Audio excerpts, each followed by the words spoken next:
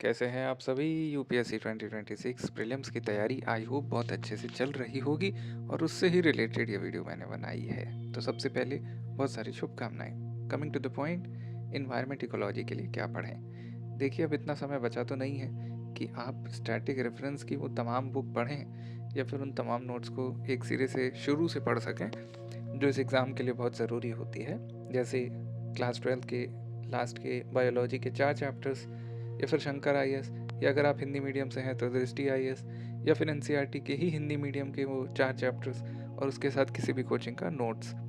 Along with these reference आपको standard books के साथ साथ प्रीवियस ईयर क्वेश्चन पेपर तो करना ही चाहिए, मस्ट है वो, उसका कोई ऑल्टरनेटिव नहीं है। और अगर आप वो नहीं करते तो ज़्यादा संभावना इस बात की है कि आप इन्वायरमेंट इकोलॉजी के प्रश्नों को लेकर थोड़ा असहज हो जाएंगे। इसलिए अगर इन्वायरमेंट इकोलॉजी की तैयारी करना चाहते हैं तो ये चीज़ें पढ़ लीजिए। लेकिन अगर आप 2026 में एग्ज़ाम देना चाहते हैं और अब आप इतना समय इन रेफरेंस बुक्स को पढ़ने में व्यतीत नहीं कर सकते हैं, तो बेस्ट ऑप्शन है प्रीवियस ईयर क्वेश्चन पेपर पढ़िए। जो एग्जिस्टिंग नोट्स है आपके पास इन्वायरमेंट इकोलॉजी का, उसको मल्टीपल रिवीजन करिए, स्पीशीज़ के नाम पढ़िए, और सेक्शनल जो इन्वायरमेंट सब्जेक्ट है ना उसके अंदर सेक्शंस हैं, यानी कि चैप्टर्स हैं, तो चैप्टर वाइज प्रिपरेशन कर लीजिए और ये देखिए कि कौन से चैप्टर से सबसे ज़्यादा क्वेश्चंस आते हैं। जैसे आपको लगभग 100 से 150 स्पीशीज़ के नाम, उनका तरीका, उनका रहन सहन, उनके आईयूसीएन स्टेटस ये पता होना चाहिए। अब आपको लगेगा कि 150 स्पीशीज़ का हम कैसे याद कर सकते हैं, तो बिल्कुल कर सकते हैं। थोड़ा भी समझ के अगर आप करेंगे तो कर सकते हैं। जो प्रीवियस ईयर क्वेश्चन पेपर्स में आए हैं या करंट अफेयर्स में हैं या हालिया दिनों में बहुत ट्रेंडिंग रहे हैं, ऐसे स्पीशीज़ के बारे में तो आपको जानकारी होनी ही चाहिए। इसका एक एग्जांपल देता हूँ। यूपीएससी ने इन्वायरमेंट इकोलॉजी से सवाल पूछा था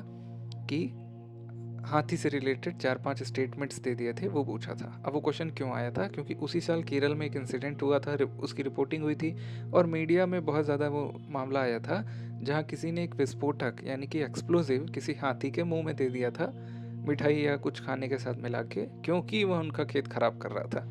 तो उसका वो मुंह फट गया था और काफ़ी दिनों तक वो जंगल के उसी पानी में खड़ा रहा और अंततः वह मर गया। तो ये काफ़ी चर्चा में रहा, द हिंदू और एक्सप्रेस में आर्टिकल्स में निकले।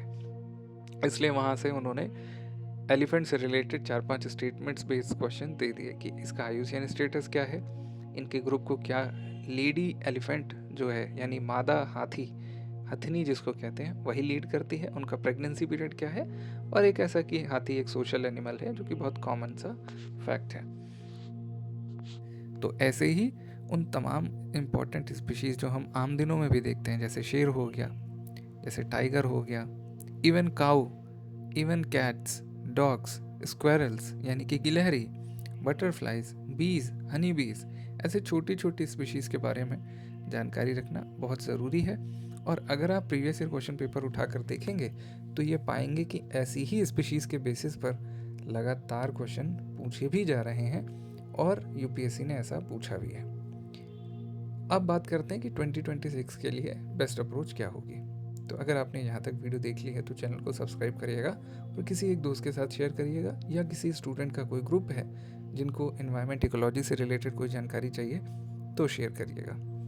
देखिए, 2026 के लिए बेस्ट तरीका मैंने वही बताया, एग्जिस्टिंग नोट्स, करंट अफेयर्स और सेक्शन बेस्ड इंपॉर्टेंट टॉपिक्स को ज़रूर पढ़िए। लेकिन इसके साथ साथ सेक्शनल क्वेश्चन पेपर्स यानी कि मॉक टेस्ट लगाना थोड़ा इंपॉर्टेंट है। मैं थोड़ा इंपॉर्टेंट इसलिए कह रहा हूँ क्योंकि कुछ लोगों ने टेस्ट लगाए होंगे लेकिन प्रीवियस ईयर क्वेश्चन नहीं लगाया होगा।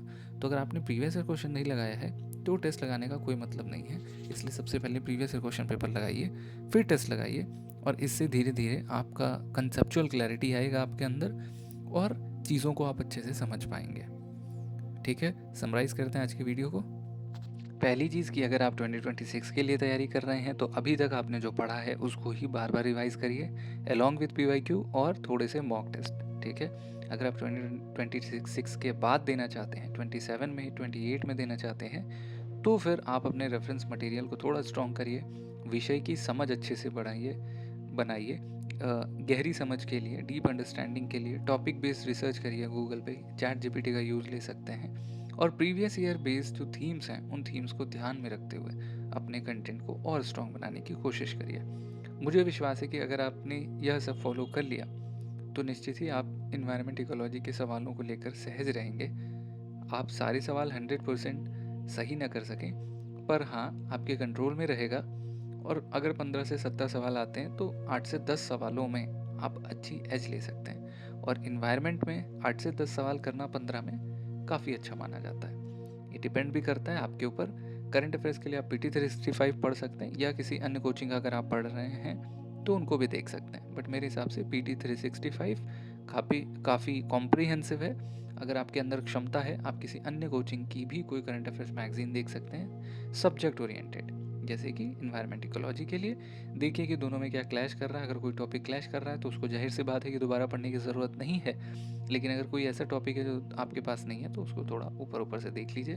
PT 365 का ही अलग से कोई नोट्स बनाने की ज़रूरत नहीं है। हाँ, A4 साइज़ लेकर बैठें और कुछ इंपॉर्टेंट टर्म्स ज़रूर लिखें, जो कि एग्ज़ाम के पहले आप 1-2 बार देखें तो आपको रिवाइज हो जाए।